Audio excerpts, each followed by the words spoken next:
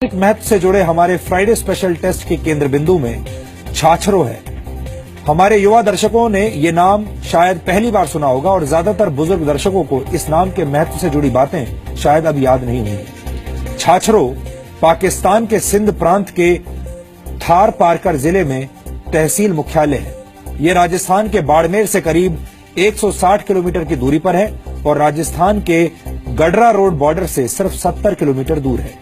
आज से 45 साल पहले पाकिस्तान के इसी इलाके में घुसकर भारतीय सेना की पैराशूट रेजिमेंट ने सबसे बड़ी सर्जिकल स्ट्राइक की थी और इस युद्ध में भारतीय सेना का साथ दिया था उस वक्त के रॉबिन हुड कहे जाने वाले एक स्थानीय जागीरदार और डकैत बलवंत सिंह भाखासर ने, जिनकी कहानी आप में से बहुत सारे दर्शकों को पता नहीं होगी।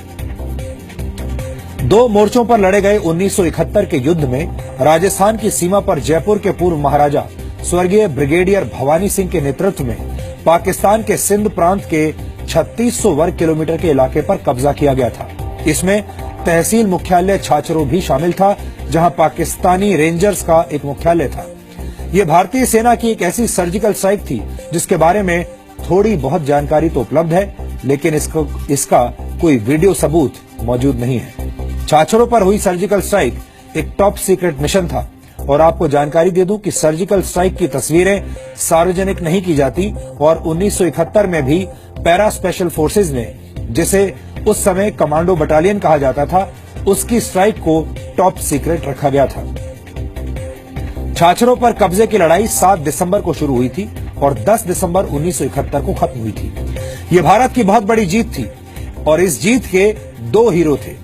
एक जयपुर के महाराजा और महावीर चक्र विजेता सवाई भवानी सिंह, जो 10 पैरा बटालियन के कमांडिंग ऑफिसर थे, और दूसरे हीरो थे पश्चिमी राजस्थान, उत्तरी गुजरात और पाकिस्तान के सिंध प्रांत के बाहुबली और डकैत बलवंत सिंह भाखासर। बलवंत सिंह कई गांवों के जागीरदार थे, लेकिन उनके काम करने के तौर तरीकों पर प्रशासन को ऐतराज था। उन पर 60 और 70 के दशक में कई हत्याओं और लूटपाट के आरोप थे और कई मुकदमे भी उन पर दर्ज थे। 1971 के युद्ध के दौरान भारतीय सैनिक सिंध में फैले थार के रेगिस्तान की भूल भुलैया और गुप्त रास्तों से बिल्कुल अनजान थे। ऐसे में लेफ्टिनेंट कर्नल भवानी सिंह ने डकैत बलवंत सिंह से मदद मांगी। बलवंत सिंह पाकिस्तान सीमा के 100 किलोमीटर के दायरे से बहुत अच्छी तरह वाकिफ थे। बलवंत सिंह पाकिस्तान के सिंध प्रांत में अक्सर आते जाते रहते थे, इसलिए उन्हें पाकिस्तान के उस इलाके के हर मोड़ और रास्ते के बारे में पूरी जानकारी थी। सिंध में रहने की वजह से बलवंत सिंह के स्थानीय लोगों से अच्छे संपर्क और संबंध हो गए थे और वो भी उनकी मदद के लिए हमेशा तैयार रहते थे। भवानी सिंह ने इस डकैत पर भरोसा किया और बलवंत सिंह के भरोसेमंद गाइड्स की मदद से भारतीय सेना थार के रेगिस्तान में घुसी और सरहद पार करके खामोशी से अपने लक्ष्य तक पहुंच गई। ये हमला इतना सटीक था कि छाछरो में तैनात पाकिस्तानी सैनिकों को लगा कि शायद उनकी ही सेना उनकी मदद के लिए आ रही है। भारतीय सेना केवल छाछरो पर कब्जा करके नहीं रुकी, सेना इससे भी आगे बढ़ती रही और आगे पाकिस्तान का तोपखाना था जिसका मुकाबला जीपों पर सवार भारतीय सैनिक नहीं कर सकते थे। इसके लिए भारतीय सैनिकों ने एक ऐसी चाल चली जो पूरी तरह कामयाब रही और इस चाल के बारे में भी मैं आपको आगे बताऊंगा। बस आप इतना समझ लीजिए कि केवल 4 दिनों में दुश्मन के इतने बड़े इलाके पर कब्जा करना कोई साधारण काम नहीं था। भारतीय सेना ने 1971 के पूरे युद्ध में इतना बड़ा कब्जा कहीं और नहीं किया था। देश हित के लिए काम करने की वजह से भारत सरकार ने बाद में डकैत बलवंत सिंह के खिलाफ दर्ज सभी मुकदमे वापस ले लिए और उन्हें राष्ट्रभक्त मानकर 2 हथियारों का ऑल इंडिया लाइसेंस भी प्रदान कर दिया गया। आज का फ्राइडे स्पेशल डीएनए टेस्ट सच्चे देशभक्त हिंदुस्तानियों को हैरान करने के साथ साथ गर्व करने का भी मौका देगा। इसके लिए हमारी टीम राजस्थान के बाड़मेर गई और वहां से इतिहास के पन्नों में लिखी सुनहरी जीत के सबूत हमने इकट्ठा किए। इस हमले के बारे में ज्यादा जानकारी उपलब्ध नहीं है, इसलिए हमारी टीम को बहुत मेहनत करनी पड़ी, लेकिन हमारी मेहनत कामयाब रही और जी न्यूज के संवाददाता कृष्ण मोहन मिश्रा आखिरकार उस घर तक पहुंच गए जहां से 1971 के युद्ध में छाछरो की जीत वाली खुशबू आज भी महसूस की जा सकती है।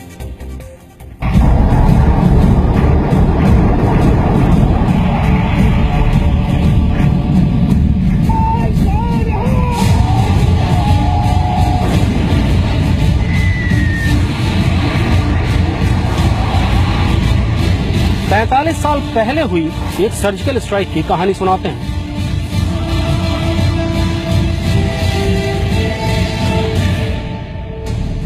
ये आज से ठीक 45 साल पहले हुई एक सर्जिकल स्ट्राइक की कहानी है। ये स्ट्राइक 6 दिसंबर 1971 से 10 दिसंबर 1971 यानी 4 दिन तक चली थी। इस अकेले हमले ने पूरे युद्ध में सबसे ज्यादा जमीन जीती थी। ये हौसलों, रफ्तार और रणनीतिक चालों की ऐतिहासिक कहानी है। सितंबर के महीने में एलओसी के पार हुई भारतीय सेना की स्पेशल फोर्सेस की सर्जिकल स्ट्राइक की पूरी दुनिया में चर्चा हो रही है। आज हम आपको 45 साल पहले हुई एक सर्जिकल स्ट्राइक की कहानी सुनाते हैं। इस कहानी में थार का रेगिस्तान है, एक राजा है और एक राजस्थानी रॉबिन हुड है। यह सर्जिकल स्ट्राइक दुश्मन के इलाके में 2 या 4 किलोमीटर नहीं 40 किलोमीटर से ज्यादा दूर पर की गई थी और मुकाबले में दुश्मन की सेना के साथ हजारों की तादाद में हथियारबंद घुड़सवार जत्थे भी थे।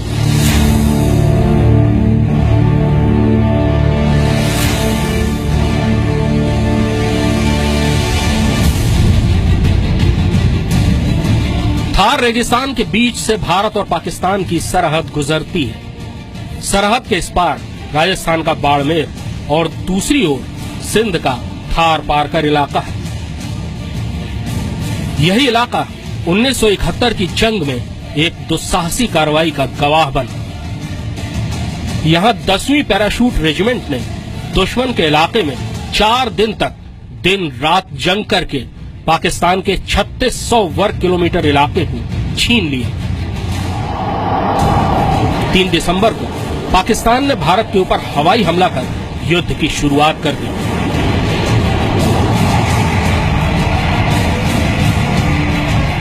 भारतीय सेना ने पूरे पश्चिमी मोर्चे पर तेजी से कार्रवाई की। यहां बाड़मेर से ही टेनपेरा ने हमले की शुरुआत की थी और 4 दिन बाद पाकिस्तानी रेंजर्स की 2 बटालियनों को हराकर 17 युद्धबंदी और भारी मात्रा में पाकिस्तान के जंगी साजो सामान के साथ बाड़मेर से ही भारतीय सीमा में दाखिल हुई थी। हमें इस कमांडो ऑपरेशन के बारे में बस इतनी ही जानकारी मिलती है। हाँ, इस बात का जिक्र कई जगह मिलता है कि एक स्थानीय ठाकुर बलवंत सिंह बाखासर ने इस ऑपरेशन में एक खास रोल अदा किया था। सरहद के उस पार सबसे डेयरिंग हमले का फैसला लिया जा चुका था। अब भारतीय सेना को जरूरत थी किसी ऐसे शख्स की जो थार के रेगिस्तान का चप्पा चप्पा जानता हो और जो सरहद के उस पार भी थार रेगिस्तान की वीरानी में चुपचाप और बहुत जल्द भारतीय सेना को उसके ठिकाने तक पहुंचा सके और उसके बाद उसको सुरक्षित वापस ला सके। भारतीय सेना की यह तलाश बहुत जल्द पूरी हो गई। यानी छाछरों पर हुए हमले की कहानी का भारत पाकिस्तान सीमा पर बसे एक छोटे से रेगिस्तानी गांव बाखासर से खास रिश्ता है। यहां ठाकुर बलवंत सिंह बाखासर के घर से इस ऑपरेशन की कहानी का सिरा मिलता है। बलवंत सिंह की पोते ठाकुर रतन सिंह बाखासर उन्हीं तौर तरीकों के साथ रहते हैं जैसे सदियों से उनके पूर्वज रहते आए थे और आज भी अपने दादा की कहानी वो बड़े गर्व से सुनाते हैं। पूरे सिंध पे जो नगर पारकर डिस्ट्रिक्ट अभी कहते हैं और मीरपुर खास छाछरों तक अपनी फौज पहुंच गई और छाछरों पे अपना कब्जा हो गया।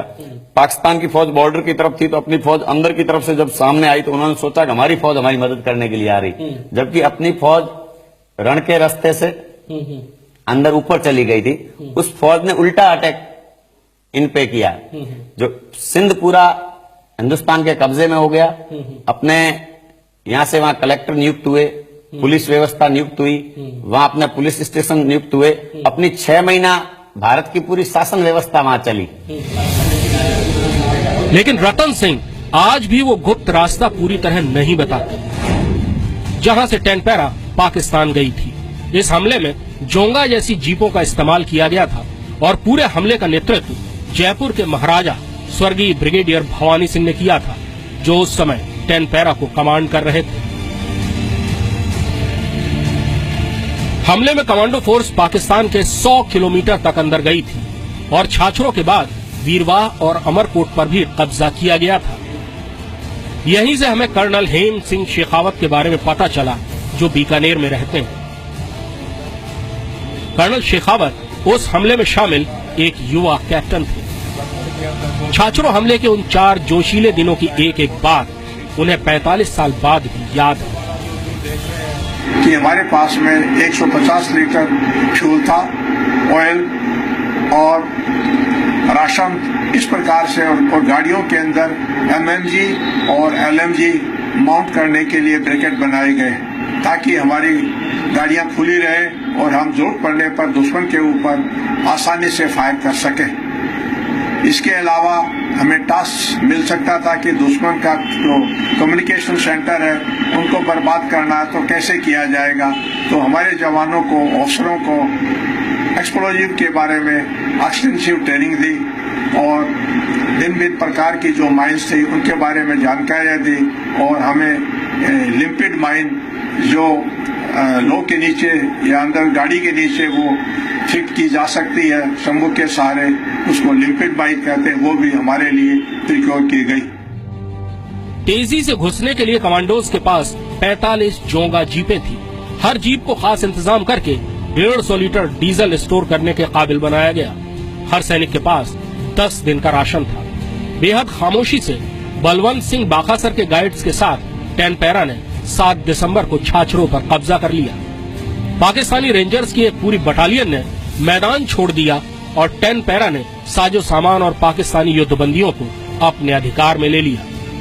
अगले दिन आगे बढ़ने की तैयारी थी, लेकिन आगे पाकिस्तान की तोपें मोर्चों पर जमी थी और कमांडोज के लिए 1 इंच भी बढ़ना नामुमकिन था। यहाँ एक शातिर चाल चली गई। हमने 5-6 गाड़ियों के साइलेंसर हटा दिए और उनको मैन्यूवर करने लगे, तो उससे ऐसा लग रहा था दुश्मन को कि बड़ी तादाद के अंदर टैंक आ रहे हैं, तो उनके अंदर खलबली मच गई। दूसरा, हमने हमारी तरफ से उनके ऊपर एलएमजी, एमएमजी से फायर खोल दिया और साथ के अंदर ये जो गाड़ियों का जो साइलेंसर हटाया हुआ था उनका भी मैन्यूवर से उनके ऊपर बहुत प्रभाव पड़ा और वो अपनी पोस्ट को खाली करते हुए पीछे हट गए। चाल कामयाब हो गई। वीरवाह और आसपास के इलाके में तैनात पाकिस्तान की पूरी बटालियन के पैर उखड़ गए। 10 पैरा अब तक दुश्मन के इलाके में 100 किलोमीटर तक घुस चुकी थी। कब्जा किए हुए इलाके को सुरक्षित बनाने के लिए तब तक भारतीय सेना की दूसरी टुकड़ियां पहुंचने लगी थी। 10 दिसंबर को 10 पैरा उसी खामोशी के साथ भारतीय सीमा में वापस लौट आई जैसे गई थी, और इस तरह से छाछरों पर स्ट्राइक पूरी तरह कामयाब रही। सिंध के थार पारकर जिले का 3500 वर्ग किलोमीटर से ज्यादा इलाका 1972 तक भारत के कब्जे में रहा। छाछरों को भारतीय पोस्टल इंडेक्स नंबर दिया गया 344503। कर्नल भवानी सिंह को महावीर चक्र प्रदान किया गया। इसके अलावा 2 वीर चक्र और 3 सेना मेडल भी 10 पैरा को मिले। बीकानेर से रौनक व्यास और कैमरामैन दीपेंदु दे के साथ कृष्ण मोहन मिश्रा, जी मीडिया, बाड़मेर।